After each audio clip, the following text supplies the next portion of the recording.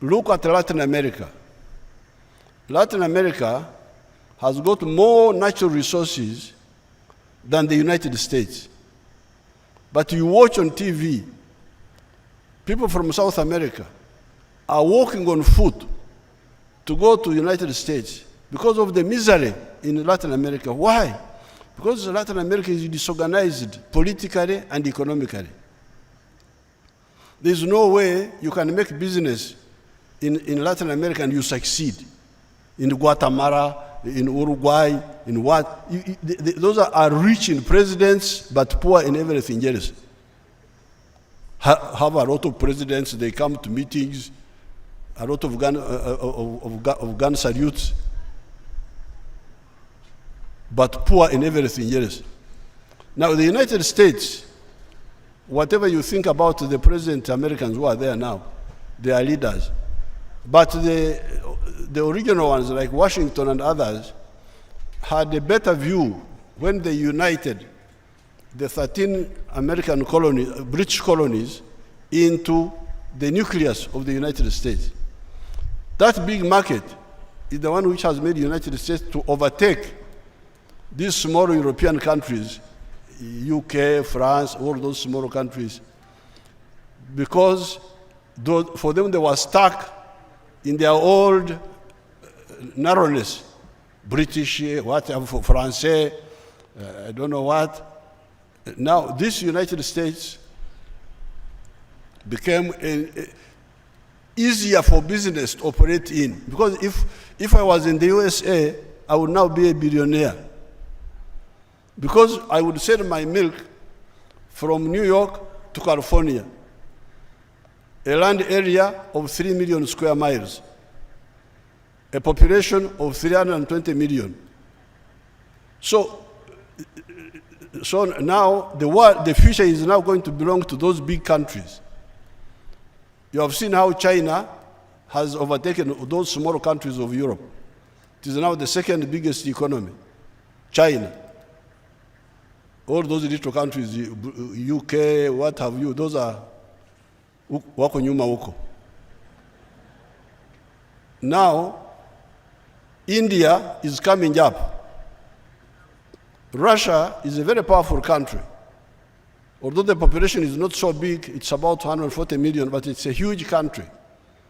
And it will come up after they get out of their confusion, which they had at some time.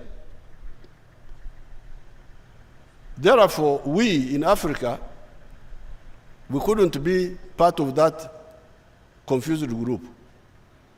We were very happy that our leaders in 1980, when some of us were still fighting, but those who were in charge, they met in Lagos, and they launched what they call the Lagos Plan of Action. You can check it on your internet, you will see what it was. But it was saying, Africa to be prosperous, we needed to have a common market. That's how we started with the East African, with COMESA, what became COMESA. And East African Community. And now we are talking about the African Common Market. So we have now created that African market for you. It's there. There's the Ugandan market, there's the East African market, there's the African market. So you should check. When I talk of textiles, what is the size of business in Uganda of textiles? What is the size of business of textiles in East Africa? What is the size of business of textiles in the whole of Africa? How about globally? Because you should also look at the global to be able to export to the external world.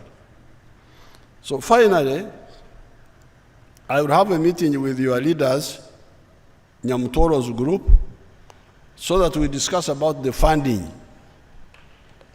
for your innovations.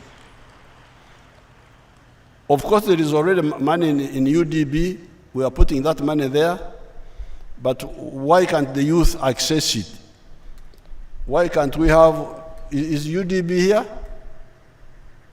Are they here? They are not here.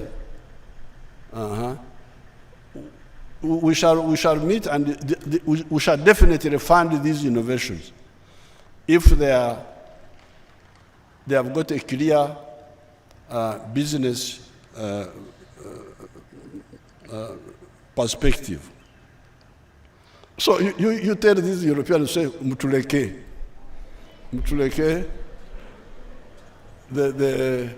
but otherwise, you can hear that I am speaking to you in English. I'm not speaking Chinese. I'm not speaking Russian. I'm not speaking Turkish. I'm not speaking Hindi. I'm speaking English. So I can easily work with you people, with you the Europeans, if you are disciplined.